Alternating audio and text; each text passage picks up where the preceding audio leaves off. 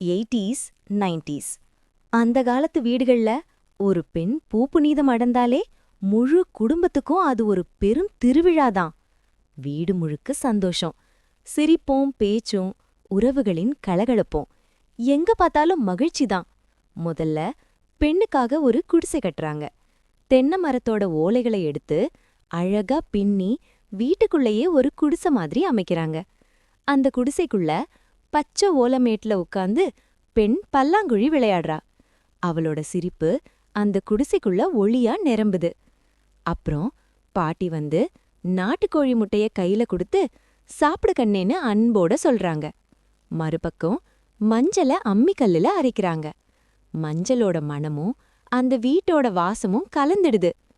அத்தை மஞ்சள் வேப்பல கலந்த நீரை பெண்ணுக்கு மெதுவா ஊத்துறாங்க. அது ஒரு சுத்திகரிப்பு, ஒரு ஆசீர்வாதம். அதுக்கப்புறம் பாட்டி மருதாணி அரைக்கிறாங்க. அந்த சிவப்பு நிறம் பெண்ணோட வாழ்க்கையில புதிய தொடக்கத்தை சொல்லு மாதிரி இருக்கு. பிறகு பெண்ணுக்கு அழகா அலங்காரம், புது புடவை, மலர் மாலை, கண்ணுக்கு கண்ணாடி மாதிரி மின்னும் சந்தோஷம். அந்த நேரம்தான் தாய்மாமன் சிரிச்சுக்கிட்டே வரார். கையில் சீர், முகத்துல பெருமை.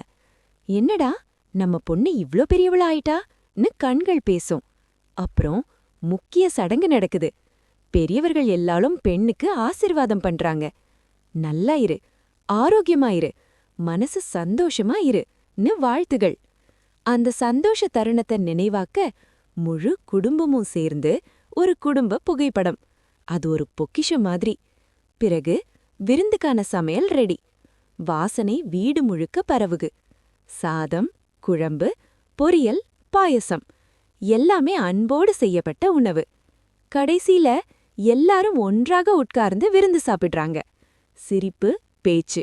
அந்த 80s, 90s பூப்புனித நீராட்டு விழா ஒரு சடங்கு மட்டும் இல்ல, அது ஒரு அழகான குடும்ப நினைவு, ஒரு வாழ்நாள் சொத்து.